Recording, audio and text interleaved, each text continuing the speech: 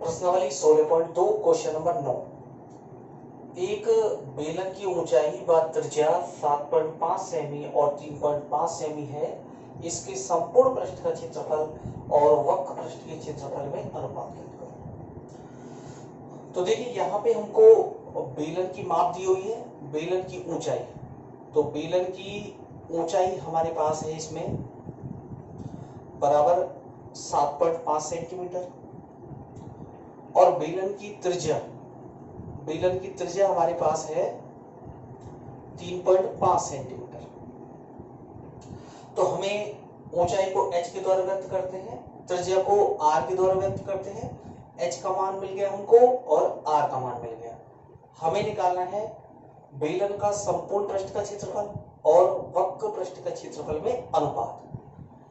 तो देखिए पहले तो हम लिखेंगे बेलन का संपूर्ण पृष्ठ का क्षेत्रफल। बेलन का संपूर्ण पृष्ठ का क्षेत्रफल अनुपात की दो बिंदी यहां पे हम लगाएंगे और अनुपात में हमें लिखना है वक्र पृष्ठ का क्षेत्रफल। बेलन के वक्र पृष्ठ का क्षेत्रफल। तो देखिए बेलन का संपूर्ण पृष्ठ का क्षेत्रफल होता है 2 पाई r कोष्टक h प्लस r और वक्र पृष्ठ होता है 2 पाई r h। अनुपात में समान संख्या कट जाती है तो 2 पाई r से 2 पाई r कैंसिल हो जाएगा। यहां पर आपके पास h प्लस r बचेगा। h का मान आपके पास 7.5 है, r का मान आपके पास 3.5 है। अनुपात इधर h का मान लिखना है आपको, h का मान हमारे पास 7.5 है। यदि इन दोनों को जोड़ेंगे तो हमारे पास 7 और 3 10 और 1 11 आ जाएगा और अनुपात में 7.5। ठीक है, पॉइंट हटाइए। पॉइंट हटाने पर एक अंक है पॉइंट के बाद, तो हम यहाँ पे 1 लगा के 1 जीरो लगाएंगे। पॉइंट के बाद यदि एक अंक है तो बटे में 1 जीरो आती है। इसको आप काटना चाहें तो काट सकते हैं। इसको हम काटेंगे 5 से, 5 एकम 5 और 5 25 और ये 5 से 10 कटेगा, 5 दूनी 10 दो बार। हमारे पास आ गया 11 अनुपात 15 बटा 2।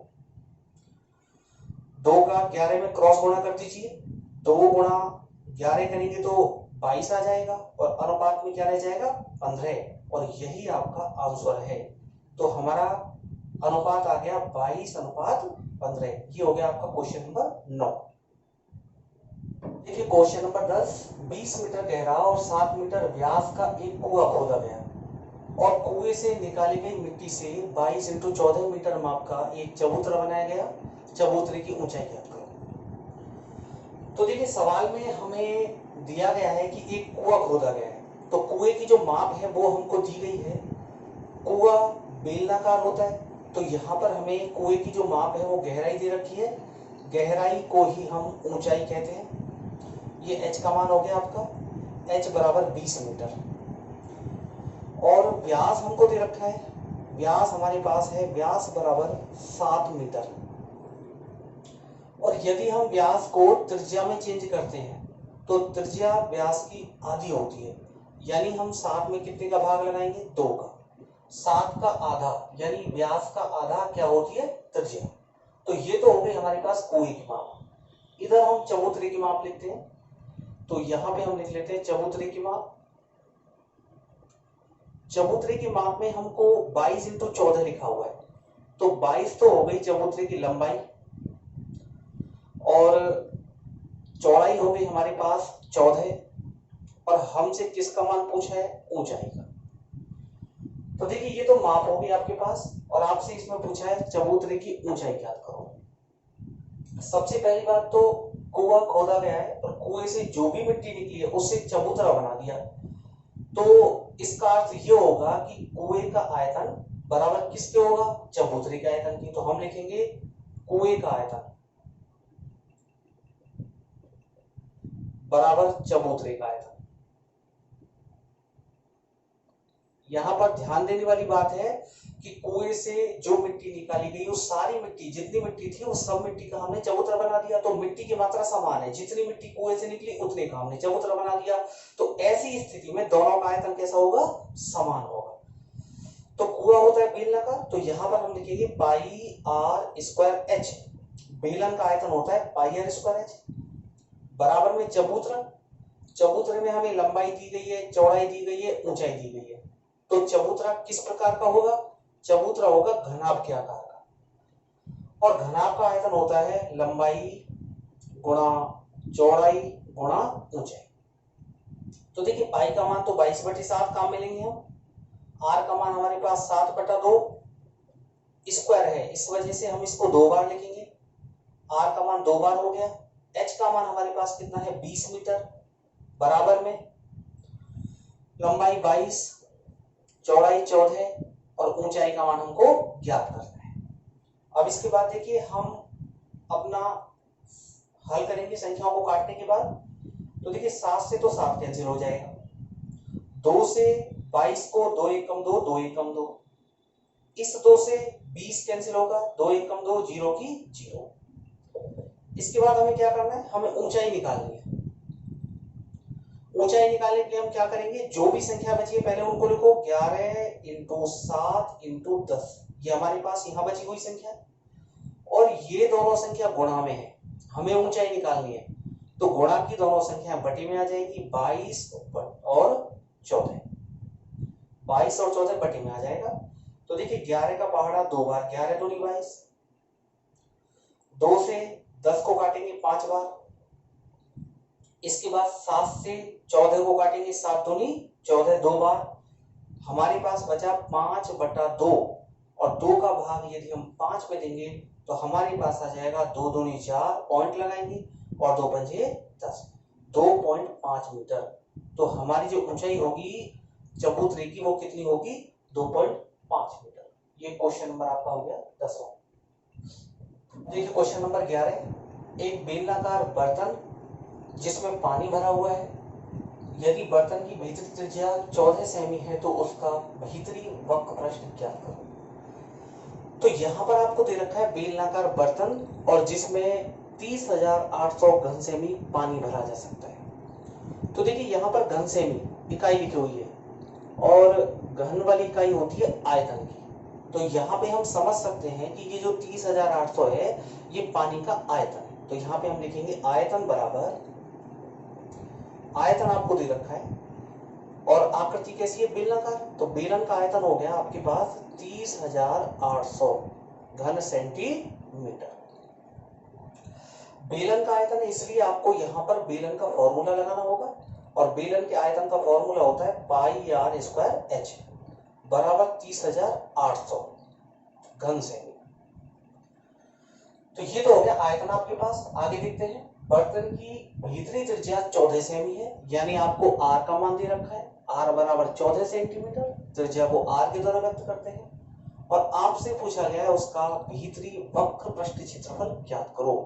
आपको क्या निकालना है? वक्र पृष्ठ का क्षेत्रफल निकालना है। तो देखिए हमारे पास r का मान है, बेलन का आयतन है और हमें क्या निकालना है? वक्र पृष्ठ का क्षेत्रफल। तो वक्र पृष्ठ का क्षेत्रफल होता है 2πr(h). अगर हम वक्र पृष्ठ का क्षेत्रफल निकालना चाहते हैं तो हमको r का भी मान चाहिए, h का भी मान चाहिए। फिलहाल हमारे पास सवाल में केवल r का मान है, तो हम पहले किसका मान निकालेंगे? h का। और जब हमारे पास h का मान आ जाएगा तो फिर हम इस फॉर्मूले में r और h का मान रखेंगे, तब हम निकाल सकते हैं वक्र पृष्ठ का क्षेत्रफल। तो पहले देखिए हम h का मान निकालेंगे। तो यहां देखिए पाई का मान 22/7, r का मान हमें दे रखा है 14, जिसे हम 2 बार लिखेंगे क्योंकि यहाँ पे स्क्वायर लगा हुआ है। h का मान नहीं है हमारे पास, बराबर 30,800। 30,800 आ गया और हमने जो मान हमारे पास से वो रख दिया। देखिए 7 से 14 2 बार कटेगा, और यदि हमको h का मान निकालना है तो ये सभी गुणामी संख्या ये इसके बटे में आ जाएंगे। तो 30,800 के बटे में आ जाएगा 2 × 22 × 14, 2, 22 और 14। अब देखिए हम 22 से पहले इसको काटेंगे, 22 × 22 एक बार जाएगा, 8 बचेगा, 22 × 4 88 और 2 0 की 2 0। इसके बाद 14 से काट दीजिए, 14 × 14 और 2 0 की 2 0। फिर 2 से काट दीजिए, 2 × 5 10 और 0 की 0। तो h का मान हमारे पास आ गया 50 सेंटीमीटर। h का मान आ गया आर का मान हमको दे ही रखा है। अब हम निकाल सकते हैं वक्र पृष्ठ का क्षेत्रफल। तो देखिए अब हम दोबारा से लिखेंगे बेलन के वक्र पृष्ठ का क्षेत्रफल, और ये होता है 2 पाई आर एच। 2 पाई का मान 22/7, आर का मान हमारे पास 14 है जो हमको सवाल में दिया हुआ था। एच का मान हमने निकाल लिया, कितना है हमारे पास 50। 7 का भाग 14 में 2 बार जाएगा, 22 दूनी 44 और 44 दूनी 88, इसमें 50 का गुणा कर दीजिए, 0 15 40 15 40 और 4 44 क्षेत्रफल है, इसलिए आप इसमें लगाओगे वर्ग सेंटीमीटर। तो ये हो गया आपका क्वेश्चन नंबर 11। अब करेंगे क्वेश्चन नंबर 12। एक खोखले बेलन की मोटाई दी गई है आपको, इसका भीतरी व्यास दे रखा है, ऊंचाई दी हुई है, बेलन के दोनों सिरे खुले हैं, खोखले बेलन का संपूर्ण पृष्ठीय क्षेत्रफल ज्ञात करो। तो देखिए बेलन हमारे पास जो बेलन की आकृति होती है वो इस प्रकार से होती है। बेलन का ऊपरी और जो निचला सिरा है वो कैसा होता है, वृत्ताकार। अब देखिए खोखला बेलन है तो इसका मतलब यहाँ पे हम इस प्रकार बनाएंगे। अब देखिए ये जो बीच में जो भाग है, जो बीच में गैप है, ये हमारा कितने का है, 2 का। यहाँ पे लिखा हुआ है बेलन की मोटाई 2 सेमी है, 2 सेमी मोटा बेलन है। देखिए आप इसमें भी आकृति बना दीजिए, आप अलग से भी इसको समझ सकते हैं। बेलन का हमने ऊपरी भाग लिया और वो वृत्ताकार होता है, इस प्रकार से देखिए आप, ये वृत्ताकार भाग हमने यहाँ पे ले लिया।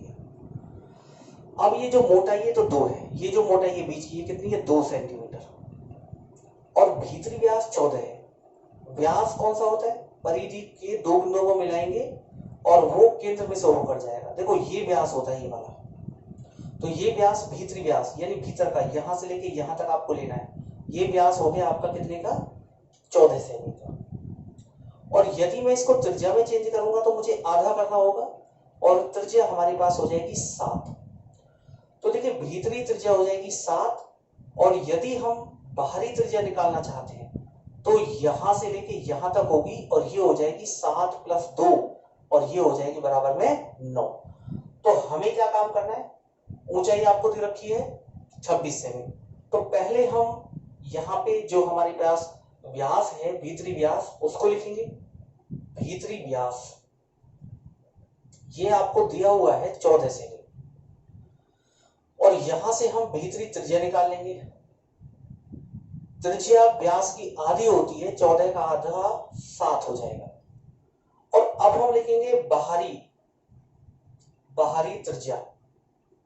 भीतरी त्रिज्या 7 है, मोटाई कितनी है 2, और हमें बाहरी त्रिज्या निकालनी है। तो बाहरी त्रिज्या निकालने के लिए हम भीतरी त्रिज्या में कितना जोड़ देंगे, 2। तो हमारे पास बाहरी त्रिज्या कितनी आ जाएगी, 9। और ध्यान रखना है आपको, जो बड़ी त्रिज्या है उसको आप R1 से व्यक्त करोगे, और जो छोटी त्रिज्या है उसको आप किससे व्यक्त करोगे, R2 से व्यक्त करोगे। तो R1 तो 9 हो गया, R2 आपका 7 हो गया, और H का मान आपके पास है 26 सेंटीमीटर। और हमसे पूछा है खोखले बेलन का संपूर्ण पृष्ठीय क्षेत्रफल ज्ञात करो। ध्यान रहे खुला बेलन है, यानी जो हमने बेलन बनाया था इसका ऊपरी और निचला भाग नहीं है, केवल बीच का है। तो हमें यहाँ पे निकालना है खोखले बेलन का संपूर्ण पृष्ठीय क्षेत्रफल। तो देखिए अब हम लिखेंगे खोखले बेलन का संपूर्ण पृष्ठीय क्षेत्रफल। और खोखले बेलन का संपूर्ण पृष्ठीय क्षेत्रफल होता है 2 पाई कोष्टक R1 + R2 कोष्टक H + R1 - R2। खोखले बेलन का संपूर्ण पृष्ठीय क्षेत्रफल होता है 2 पाई कोष्टक में R1 + R2, फिर दोबारा कोष्टक लगाएंगे H + R1 - R2। एक बार त्रिज्याओं को जोड़ते हैं और एक बार त्रिज्याओं को घटाते हैं। अब देखिए 2 आएगा, पाई का मान 22/7, R1 आपके पास 9 है, R2 आपके पास 7 है। H का मान हमारे पास कितना है, H हमारे पास है 26, और R1 हमारे पास 9 है, R2 7 है। 22 दूनी 44 बटे में 7, 9 में 7 को जोड़ेंगे 16 आ जाएगा, और इसके बाद दोनों कोष्टकों के बीच में गुणा का चिन्ह। 9 में से 7 के तो 2, और 2 को 26 में जोड़ेंगे तो हो जाएगा 28। 7 का पहाड़ा 28 में 4 बार, और 44 का 44 गुणा 16 चौका 64, 64 का गुणा 44 में करेंगे, 4 चौका 16, 4 चौक 16 और 1 17, 6 चौका 24 और 6 चौक 24 और 2 26, 6 7 4 11, 6 और 1 7 और 1 8 और 2 का 2। तो हमारा आंसर आ गया 2816 क्षेत्रफल है, इसलिए आप इसमें वर्ग सेमी लगाओ। तो हमारा आंसर हो गया 2816 वर्ग सेंटीमीटर। अब देखिए प्रश्नावली का अंतिम क्वेश्चन, क्वेश्चन नंबर 13, एक खोखला बेलन। इस क्वेश्चन में भी आपको खोखला बेलन दिया गया है, दोनों सिरे खुले हैं, ऊंचाई 20 सेमी। तो हमें h का मान यहाँ पे दिया गया है 20 सेंटीमीटर, अंतः एवं बाह्य व्यास 26 और 30 है।